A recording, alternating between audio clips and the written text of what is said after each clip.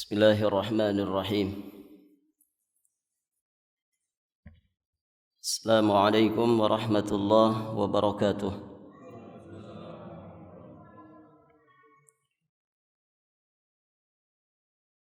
Innal hamdalillah usalli wa usallimu ala Rasulillah Muhammad ibn Abdullah wa ala alihi wa ashabihi wa mawalah. Asyhadu an la ilaha illallah wahdahu rabbi la syarika lah wa asyhadu anna Muhammadan abduhu wa rasuluh. Qala Allah ta'ala fi kitabihil karim ba'da a'udzu billahi as-sami'il 'alim minasy syaithanir rajim min hamzihi wa nafthihi wa nafthihi. يا أيها الذين آمنوا اتقوا الله حق تقاته ولا تموتن إلا وأنتم مسلمون أما بعد فيا أيها الحاضرون اعلموا أرشدكم الله فإن أصدق الحديث كتاب الله وخير الهدي هدي محمد صلى الله عليه وآله وسلم اللهم إنا نسألك علما نافعا ورزقا طيبا وعملا متقبلا اللهم بك أصبحنا وبك أمسينا وبك نحيا وبك نموت وإليك النشور. Para hadirin jamaah salat subuh rahimani wa rahimakumullah. Alhamdulillah, kita bersyukur kepada Allah Subhanahu wa taala pada pagi hari ini. Allah Subhanahu wa ta'ala banyak sekali memberikan kenikmatannya kepada kita semua. Semoga Allah Subhanahu wa ta'ala memberikan kemampuan kepada kita untuk mensyukurinya. Di pagi hari ini, alhamdulillah, apa yang disebutkan oleh Nabi SAW dalam sebuah hadis terkumpul pada diri kita semua. Kata Nabi SAW, "Man asbaha minkum aminan fi sirbih, mu'afan fi jasadih, indahu qutu yaumih, faka'annama hizat lahu dunya bihadzafiriha." Siapa di antara kalian yang masuk di waktu pagi dalam kondisi aman di tengah-tengah keluarganya, aman di tengah-tengah lingkungannya, mu'afan fi jasadih, dalam kondisi sehat jasadnya, kemudian indahu qutu yaumih, dan dia memiliki perbekalan untuk hari itu. Apa kata Nabi SAW?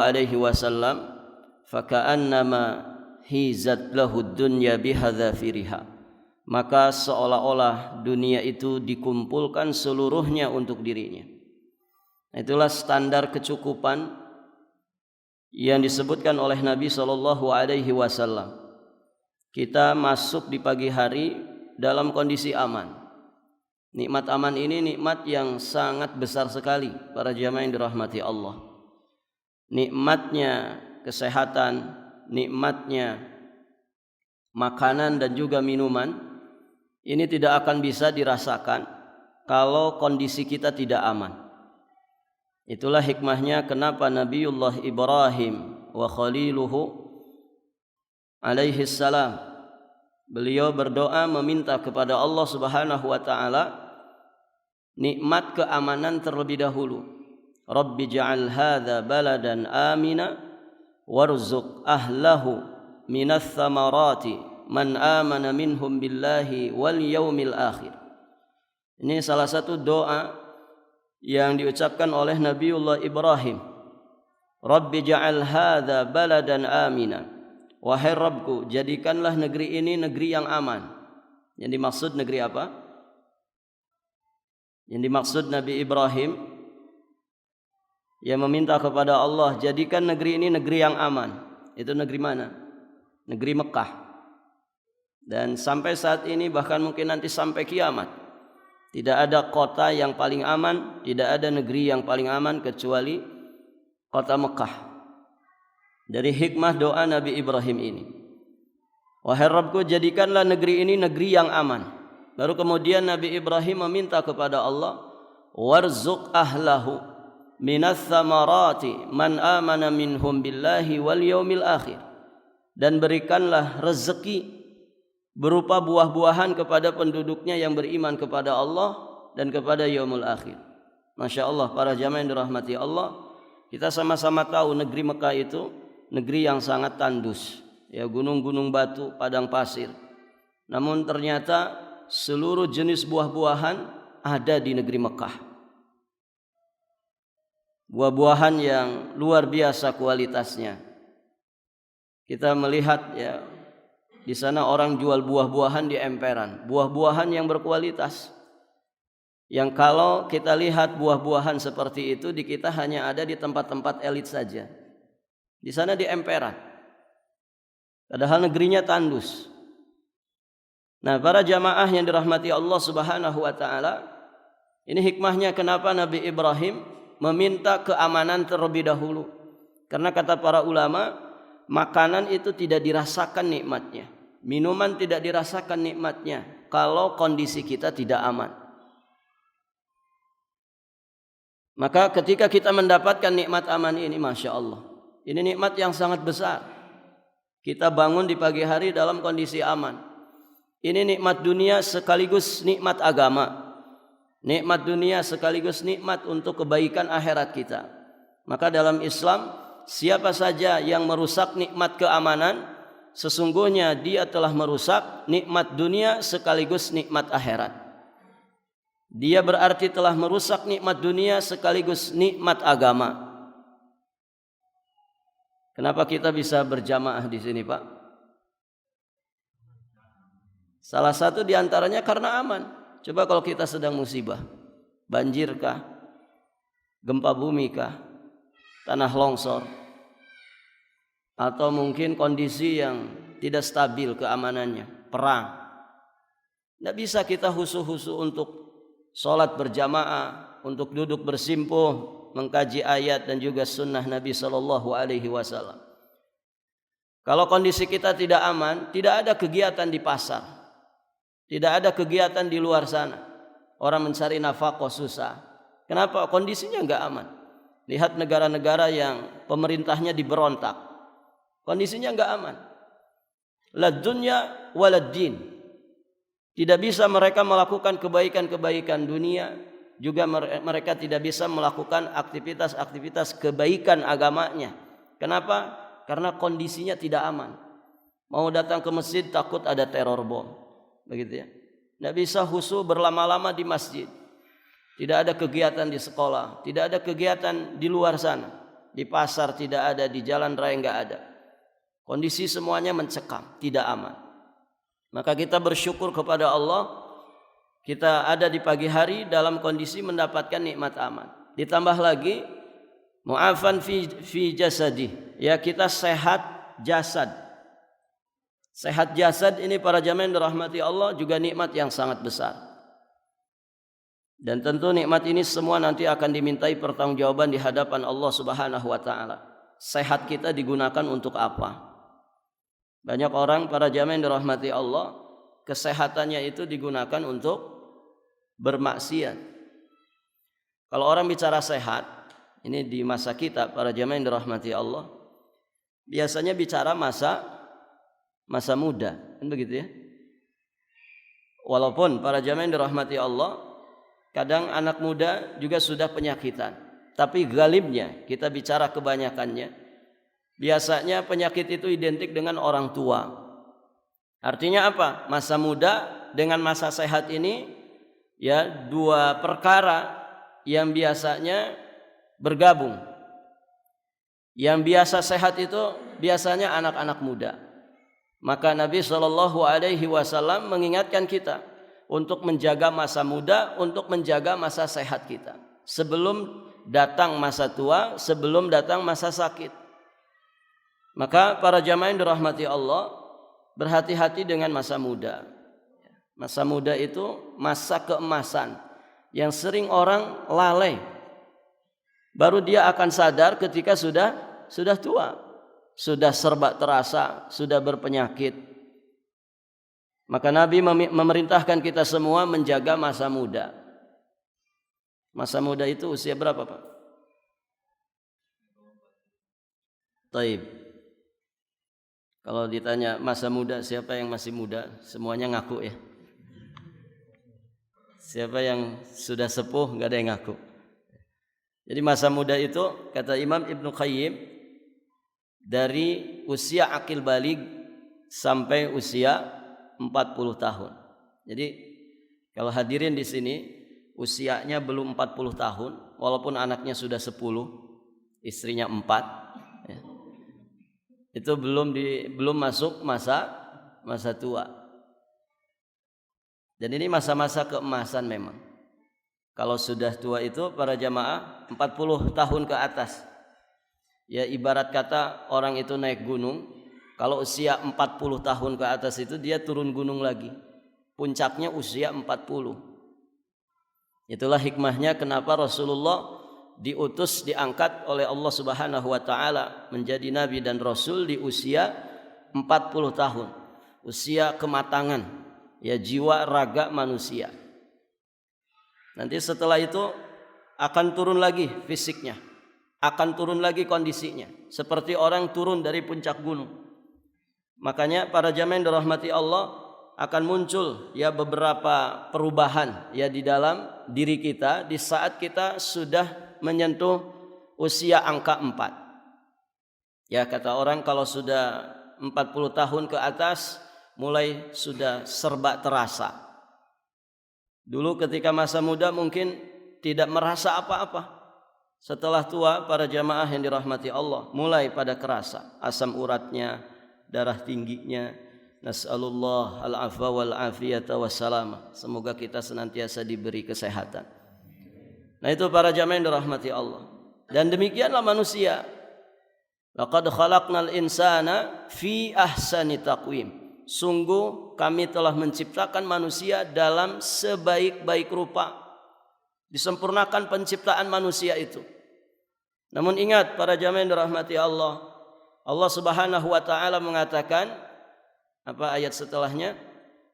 Laqad khalaqnal insana fi ahsani taqwim thumma radadnahu asfala safilin. Kemudian kami kembalikan manusia itu ke tempat yang rendah.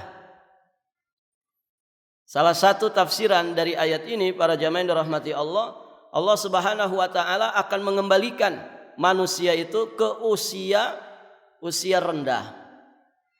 Usianya bertambah memang. 40 jadi 50 jadi 60. Namun para jamaah yang dirahmati Allah kondisinya semakin rendah. Rendah itu berarti menurun. Kondisinya semakin menurun. Makanya para jamaah yang dirahmati Allah, kita mengenal ada istilah penyakit pikun. Semoga Allah melindungi kita semua dari itu. Dan ada doanya ya, Nabi memohon perlindungan kepada Allah dari penyakit pikun. Tahu pikun, Pak? Lihat orang pikun itu kencing di celana, persis anak-anak lagi. Kadang sikap tingkah lakunya persis anak-anak. Fisiknya melemah seperti anak-anak. Ya. Nah itu para jamaah yang dirahmati Allah. Tsumma radadnahu asfala safilin. Kami kembalikan dia ke usia rendah, usia seperti anak-anak lagi. Menjadi serba lemah. Kadang para jamaah yang dirahmati Allah, orang tua yang kena pikun itu cengeng. Ya kan?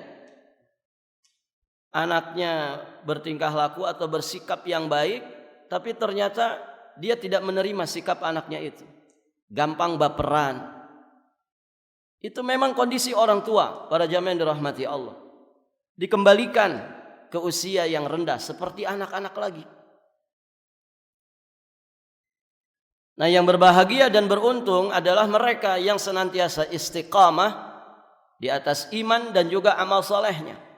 Illal ladzina amanu wa amilus salihat falahum ajrun ghairu mamnun. Kecuali orang-orang yang beriman, orang-orang yang beramal saleh, Bagi mereka itulah pahala yang tidak ada batasannya. Kalau kita menjelaskan ayat ini dengan tafsiran summa raddadnahu asfala safilin, itu maksudnya adalah usia tua, usia rendah, maka berarti para jamaah yang dirahmati Allah, orang-orang tua yang ketika masa mudanya dipenuhi dengan iman, dipenuhi dengan amal saleh, maka di saat dia sudah tua, di saat dia sudah beruzur, terhalang untuk melakukan kebiasaan baiknya seperti yang dia lakukan di saat masa mudanya, maka pahalanya tetap dicatat di sisi Allah Subhanahu wa taala. Jadi kalau orang di masa mudanya rutin tahajud itu 11 rakaat, para jamaah yang dirahmati Allah. Ketika di usia tua boro-boro 11 ya. Baru 4 rakaat saja misalkan lututnya sudah gemetaran. Dia cuma bisa salat itu 4 rakaat tambah witir 1 jadi 5 rakaat. Nah, kata para ulama itu catatan pahalanya tetap dicatat sebagaimana kebiasaan di masa mudanya. Begitu. Jadi tetap dicatat pahala 11 rakaat.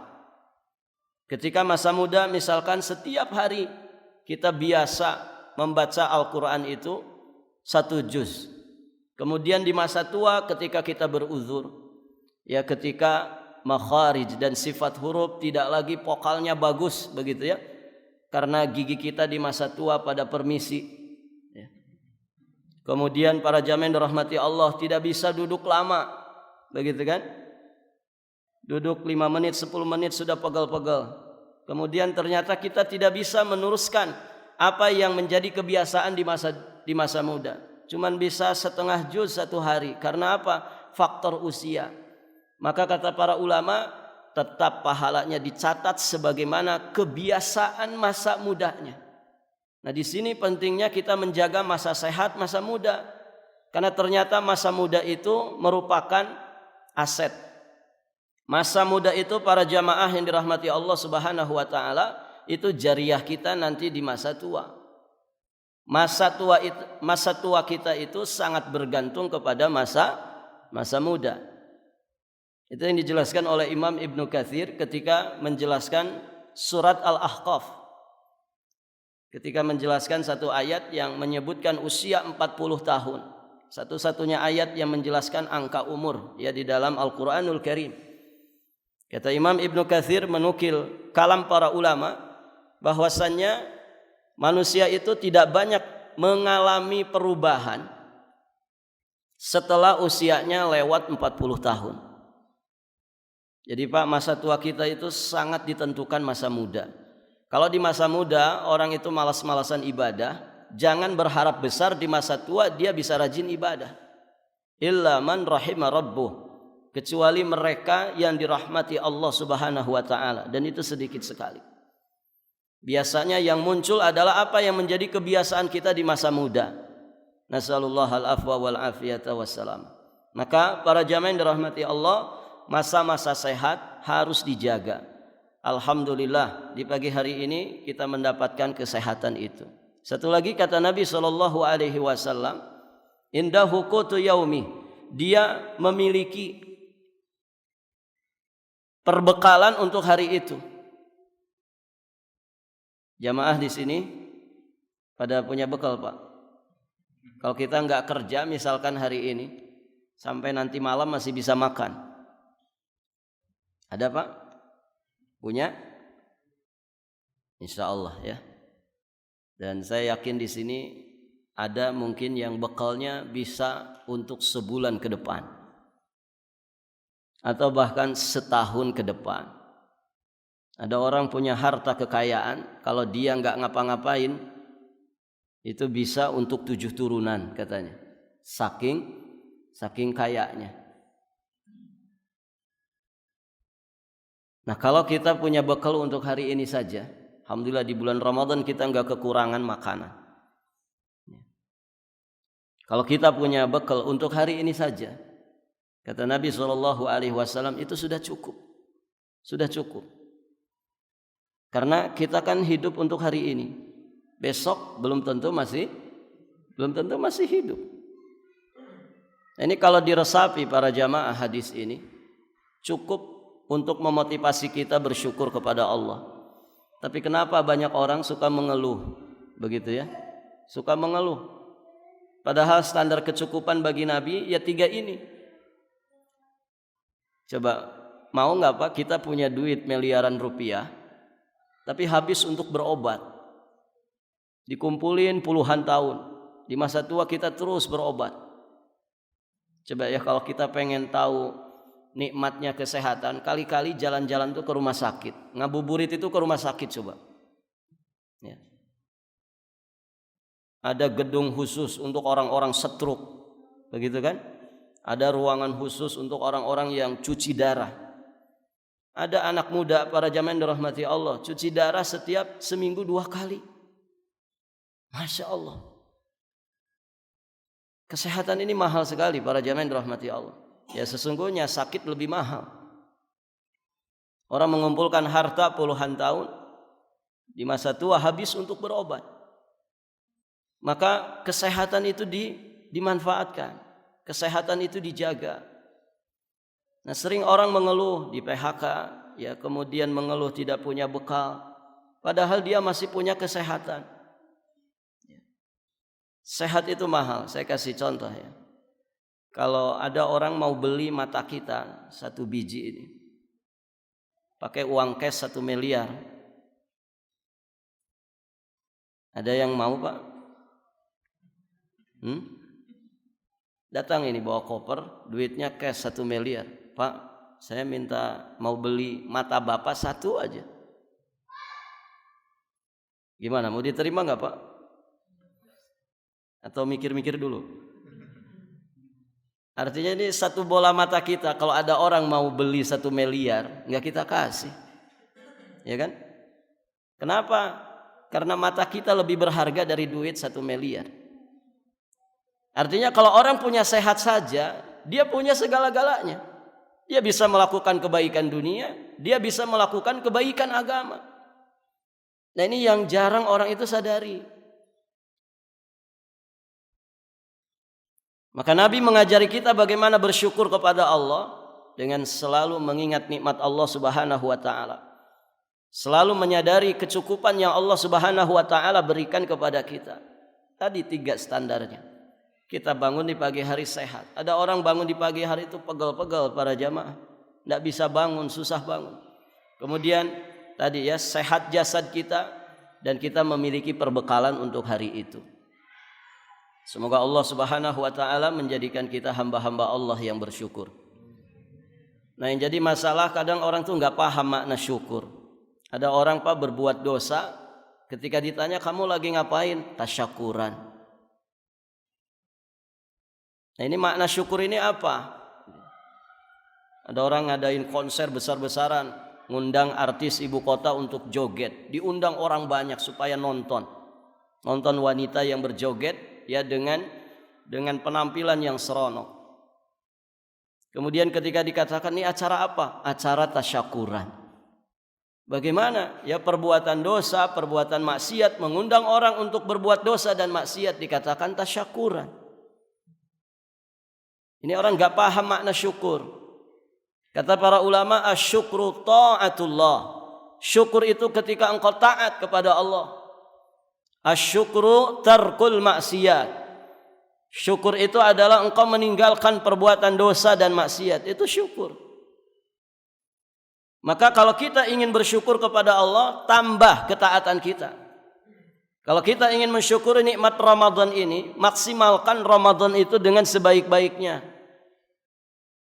Isi Ramadan itu dengan segala keberkahannya. Kita kemarin di pembahasan sebelum Ramadan, para jamaah yang dirahmati Allah, pernah menjelaskan salah satu di antara keberkahan Ramadan itu syahrul Quran. Ramadan itu adalah bulan Al-Quranul Karim. Maka padati kegiatan kita di bulan Ramadan ini dengan interaksi yang mendalam terhadap Al-Quranul Karim. Ini syukur. Para jamaah yang dirahmati Allah, berapa banyak kita melalaikan waktu-waktu kita sehingga kita kehilangan amal-amal yang utama. Amal utama di bulan Ramadan ini diantaranya adalah berinteraksi dengan Al-Quran, qiraatan wa tadabburan wa amalan, baik secara qiraatnya, tilawatnya, mentadaburi isi kandungan maknanya, mempelajari tafsirnya, dan juga mengamalkan isi kandungan Al-Quran itu. Para jamaah sekalian yang dirahmati Allah, kita pernah menjelaskan bagaimana interaksi Rasulullah Sallallahu Alaihi Wasallam dengan Al-Quranul Karim di bulan Ramadan. Ya, bagaimana Nabi Sallallahu Alaihi Wasallam ya di bulan Ramadan beliau membaca Al-Quran sangat panjang sekali di dalam salatnya, dan itu dikisahkan oleh Hudzaifah radhiyallahu taala anhu. Kemudian bagaimana antusias, keseriusan, kesungguhan Nabi mudarrasatul Quran ketika dijumpai oleh malaikat Jibril setiap malamnya di bulan Ramadan. Kemudian para jamaah yang dirahmati Allah, bagaimana para sahabat Nabi Sallallahu Alaihi Wasallam mereka berinteraksi dengan Al-Quran di bulan Ramadan. Kita nukilkan satu kalam saja. Umar ibn al-Khattab radhiyallahu taala anhu, para jamaah yang dirahmati Allah, beliau pernah memerintahkan Ubay bin Ka'ab dan juga Tamim ad-Dari radhiyallahu taala anhum untuk salat bersama manusia di bulan Ramadan. Maka pada setiap rakaatnya imam membaca 200 ayat dari Al-Quranul Karim. Satu rakaatnya 200 ayat. Ada berapa halaman itu, Pak? Tergantung suratnya. Kalau surat yang ayatnya panjang-panjang, 200 halaman itu bisa 200 ayat itu bisa hampir 1 juz. Bisa lebih.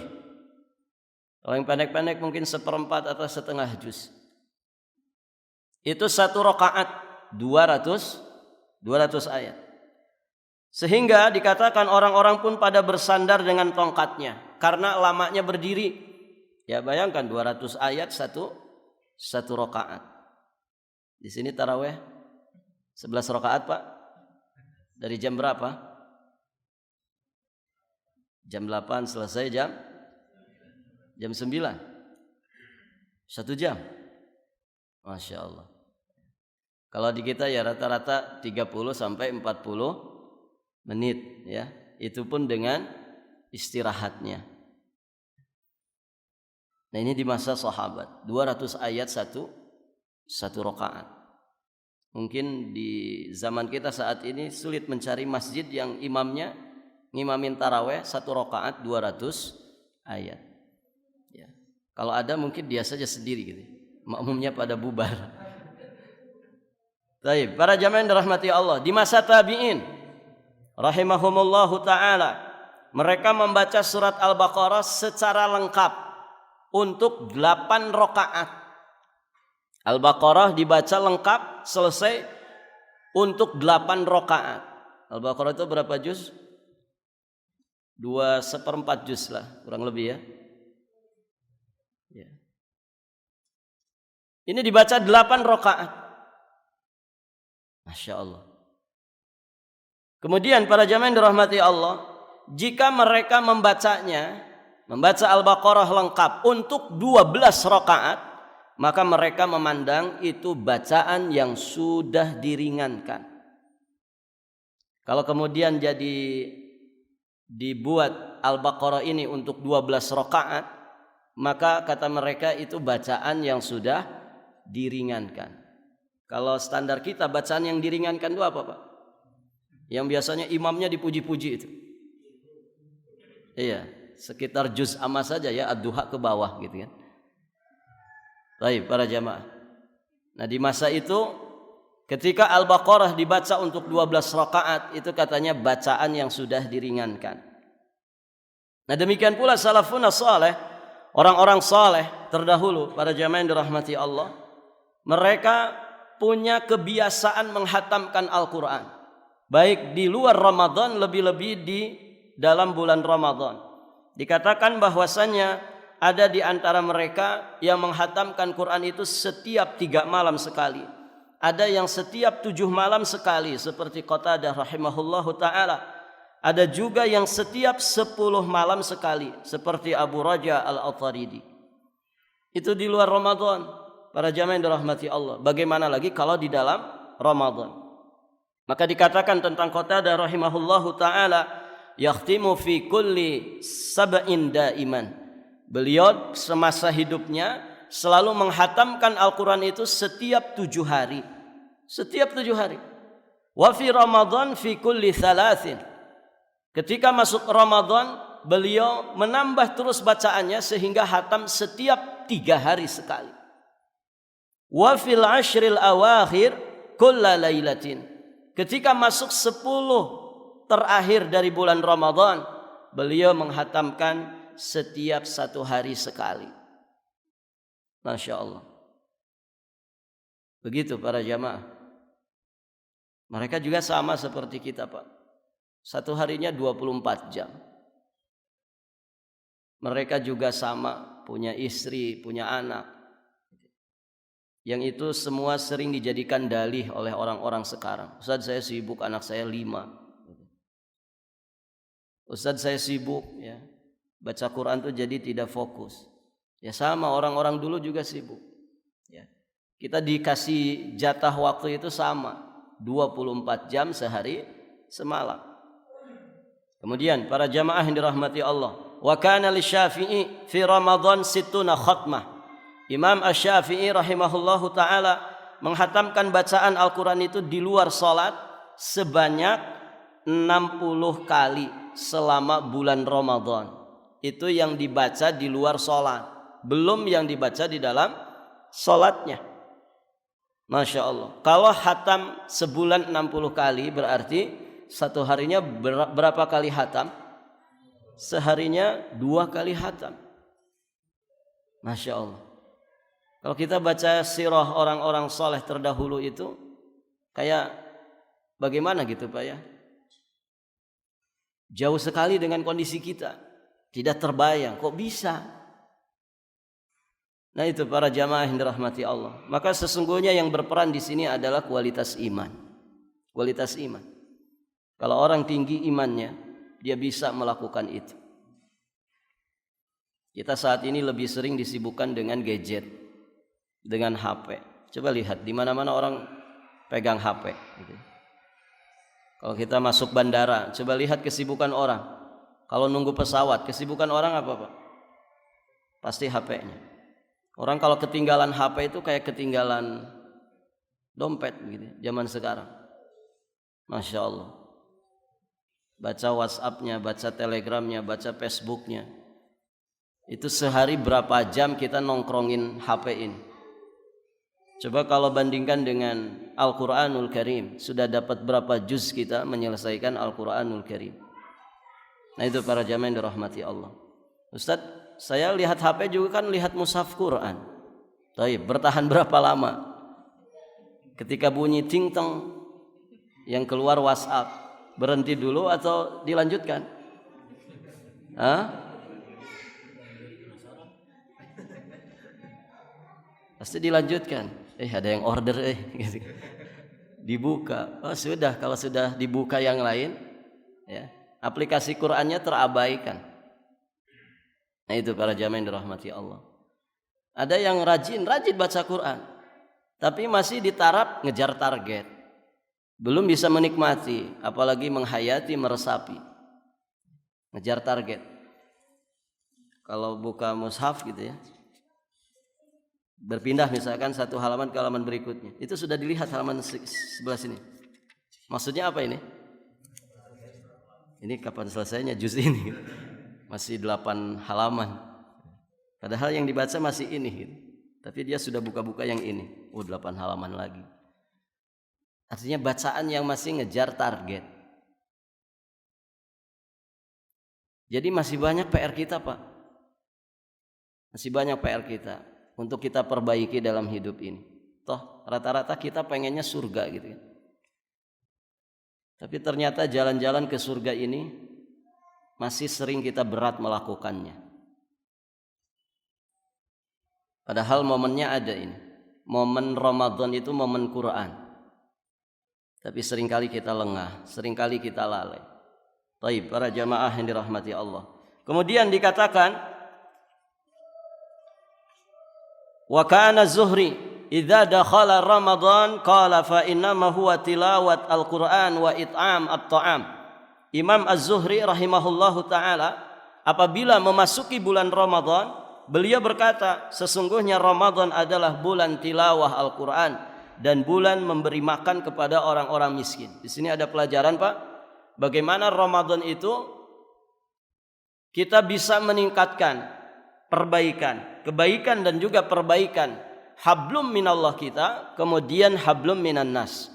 Al-Quran itu ibadah yang ghair muta'addiyah.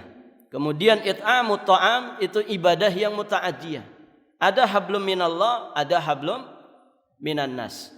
Membaca Al-Quran di bulan Ramadan ini manfaat dan maslahatnya dominan untuk diri kita sendiri.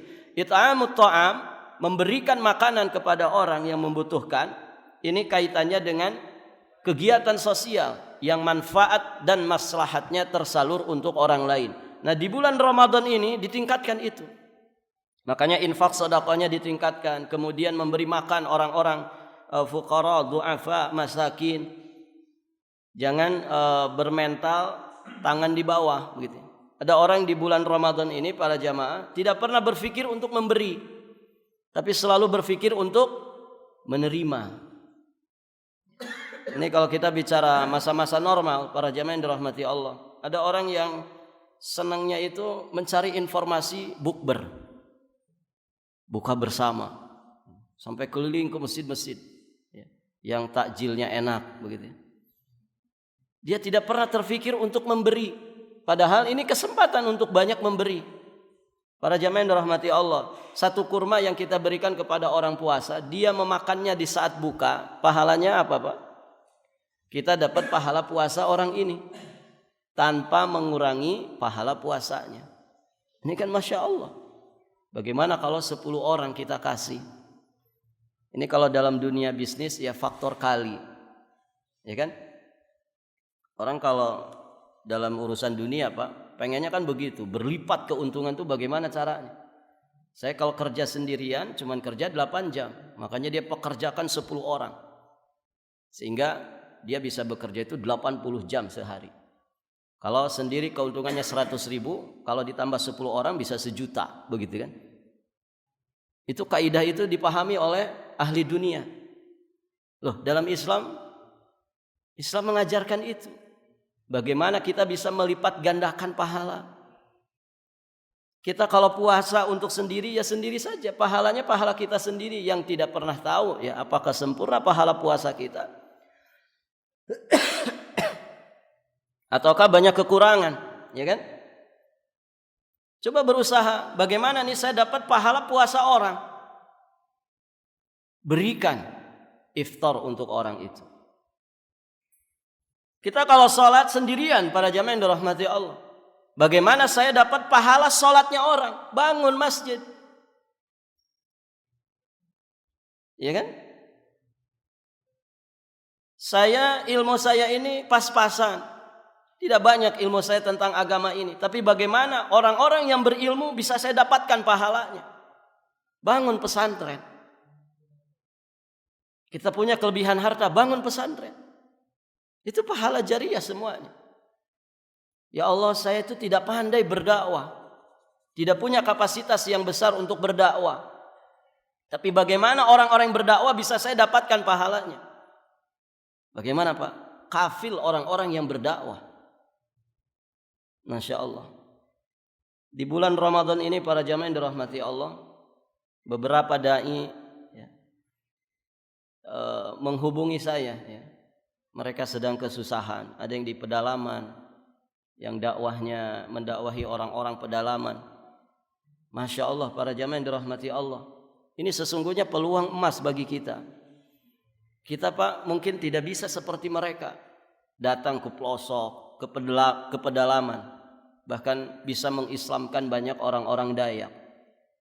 Kita mungkin tidak bisa seperti itu. Kita tinggal di kota. Belum tentu kita bisa betah ketika tinggal di pedalaman seperti itu. Tapi bagi orang yang beriman, para jamaah yang dirahmati Allah, dia pengen dapat pahalanya. Karena pahala dakwah itu besar sekali. Caranya bagaimana? Kafil ustaz-ustaz yang di pedalaman, para dai yang ada di pedalaman, dikafil mereka. Kita punya kelebihan harta, kafil mereka. Danai dakwahnya mereka, penuhi kebutuhan keluarganya. Mereka tidak mikir dunia para jamaah. Yang mereka pikirkan bagaimana ini orang-orang pedalaman ini mereka bisa paham agama, bisa masuk ke dalam dinul Islam. Jadi kita bisa berserikat dalam pahala, bisa berlomba di dalam pahala. Nah ini Ramadan momennya para jamaah yang dirahmati Allah. Untuk kemudian nanti jadi bekal bagi kita 11 bulan ke depan. Nah itu kandungan makna daripada it'amut ta'am.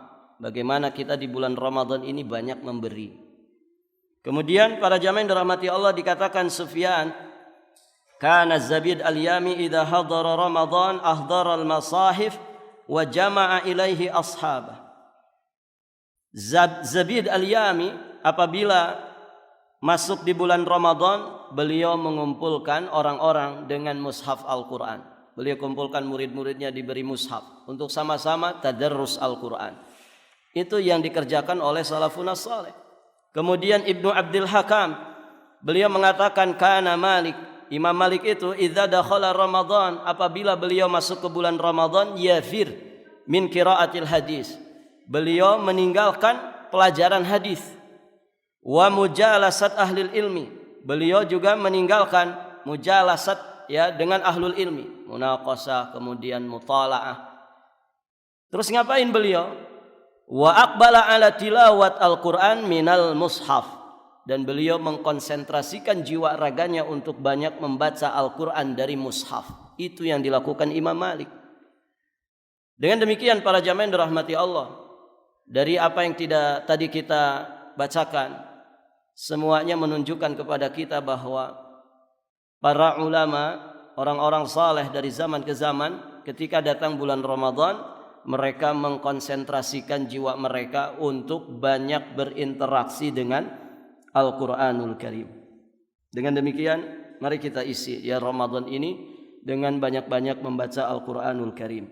Ya caranya para jamaah yang dirahmati Allah, tentu ya kita kadang merasa capek gitu ya kalau baca Quran terus. Maka divariasikan. Intinya apa yang berkaitan dengan Al-Quran. Kalau kita capek baca Al-Quran, para jamaah yang dirahmati Allah, coba baca Qurannya di dalam sholat. Begitu ya. Karena perubahan satu kondisi ke kondisi berikutnya itu akan memunculkan semangat baru. Mungkin kita kalau duduk, sekali duduk 1 jam, ini rasanya mungkin sebagian orang kelelahan. Maka para jamaah yang dirahmati Allah divariasikan. Kalau kita capek baca Quran di luar sholat dengan duduk, maka bacalah Quran di dalam sholat. Coba sholat sunat, gitu ya. Baca Al-Quran di dalam sholat sunat, panjangkan. Kemudian para jamaah yang dirahmati Allah, ketika kita lelah dengan satu kegiatan dengan Quran, maka cari kegiatan yang lain yang kaitannya juga dengan Quran. Misalkan baca kitab tafsir, begitu kan? Intinya apa yang berkaitan dengan Al-Quranul Karim. Capek kita membacanya dengan duduk, coba baca dengan dalam kondisi sholat. Kemudian misalkan selesai dari itu kita baca tafsirannya, atau kita belajar tajwidnya, makharijul hurufnya, kemudian berusaha untuk mengamalkan, mengamalkan, mentafakuri, mentadaburi. Jadi ketika dibaca itu, misalkan baca tafsiran, kita tafakuri, tadaburi. Ini maksud kandungannya apa? Nah itu para jamaah yang dirahmati Allah. Kemudian juga yang ingin kami sampaikan, ini terakhir ya. Baca Al-Quran usahakan lebih fokus di malam hari. Lebih fokus di malam hari. Karena keistimewaan malam-malam Ramadan. Bukan berarti di siang hari ya kita tidak baca. Tapi di malam hari kita lebih maksimal lagi. Apa hikmahnya para jamaah? Kenapa kita harus fokus di malam hari? Apa Pak? Untuk bisa mendapatkan keberkahan dari Lailatul Qadar. Baca Al-Quran di malam hari. Ini penting sekali para jamaah yang dirahmati Allah, karena malam-malam Ramadan ini malam-malam yang istimewa. Ada satu malam yang kita tidak boleh kelewat, itu namanya Lailatul Qadar. Nah yang jadi masalah kan kita tidak dikasih tahu malam haknya, itu nggak dikasih tahu. Walaupun dari beberapa petunjuk hadis menunjukkan bahwasannya Lailatul Qadar sering terjadi di 10 malam terakhir Ramadan. Juga lebih sering terjadi di malam-malam ganjilnya. Namun tidak menutup kemungkinan bisa jadi di 10 kedua, di malam 10 pertama. Nah disinilah para ulama mengingatkan kita semua untuk banyak memfokuskan amaliyah di malam hari di bulan Ramadan, karena keistimewaan daripada malam-malamnya. Sehingga baca Quran pun demikian para jamaah yang dirahmati Allah. Jadi kalau setar maghrib itu kita harus setar dengan kebaikan-kebaikan dan amal-amal soleh yang ada, terutama membaca Al-Quran. Para jamaah yang dirahmati Allah, menunggu buka puasa itu jangan dipakai ngobrol. Coba dipakai membaca Al-Quran. 1 halaman itu bisa 2 menit selesai, 3 menit selesai. Para jamaah yang dirahmati Allah. Nah kalau kita mengumpulkan waktu-waktu tercecer seperti itu, insya Allah ya kita akan maksimal dengan Al-Quran. Ya, jadi para jamaah yang dirahmati Allah, kalau mau pakai rumus begitu ya, sebetulnya mudah menghatamkan Al-Quran selama bulan Ramadan itu. Cuman yang jadi masalah ya kita bisa konsisten atau tidak. Ini kalau masalah bacaan, target bacaan, kalau kita ingin hatam 1 bulan itu 1 kali, berarti kan sehari minimal kita dapat 1 juz Al-Quran. Nah 1 juz itu kalau dilihat halamannya memang rada banyak, 20 halaman. Begitu ya. Yang kalau dibaca 1 kali duduk dengan bacaan pelan, tartil, mujawwad, itu bisa sampai 40-50 menit. Begitu ya. Maka dalam sehari itu kita bisa meluangkan waktu 1 jam saja. 1 jam. Nah 1 jam ini bisa kita bagi-bagi. Ada qabliyah salat misalkan atau ba'da salat. Kalau setiap mau salat kita selesai 2 halaman, para jamaah yang dirahmati Allah, berarti selesai 1 salat kita mendapatkan 4 halaman, qabliyah sama ba'diyah salat. Maka 5 kali salat berarti kita mendapatkan 20 halaman, berarti pas 1 juz. Ringan. Jadi cukup membaca 2 halaman sebelum salat, kemudian 2 halaman setelah salat. 2 halaman itu paling menghabiskan waktu 5 menit. 5 menit, 10 menit paling lama. 2 halaman saja sebelum sholat, 2 halaman setelah sholat. Tapi rutin setiap sholat. Maka kita akan dapat target 1 juz 1 hari. Itu kalau qobliyah sama ba'diyah sholat. Belum ditambah misalkan di waktu-waktu yang lain bisa 2 juz. Nah itu para jamaah yang dirahmati Allah. Intinya ada kemauan. Ada kemauan yang kuat di dalam diri kita untuk bisa menghatamkan Al-Quran paling tidak 1 kali khotam Quran selama 1 Ramadan. Para jamaah yang dirahmati Allah, ya, sebagian orang mungkin selama Ramadan yang dia jalani belum pernah khatam Quran. Maka coba sekarang berpikir untuk itu. Kemudian praktekkan. Kita usia saat ini berapa? Masa setiap Ramadan 1 kali khatam saja enggak pernah? Ini kan naif para jamaah. Selama ini kita kemana? Waktu kita dibuang untuk apa? Nah ini Ramadan masih ada kesempatannya. 3 minggu kurang lagi, atau 2 minggu lebih lagi. Masih ada kesempatannya di hadapan kita, maka maksimalkan. Dan minta taufik inayah dari Allah Subhanahu wa Ta'ala, supaya kita bisa berinteraksi dengan Al-Quran lebih baik lagi. Para jamaah sekalian yang dirahmati Allah Subhanahu wa Ta'ala, saya kira cukup di sini dan kita tutup. Subhanakallahumma bihamdik asyhadu an la ilaha illa anta astaghfiruka wa atubu ilaik. Hadanallahu wa iyyakum ajma'in. Wallahul muwaffiq ila aqwamit thariq. Al-'afwu minkum. Wassalamu alaikum warahmatullahi wabarakatuh.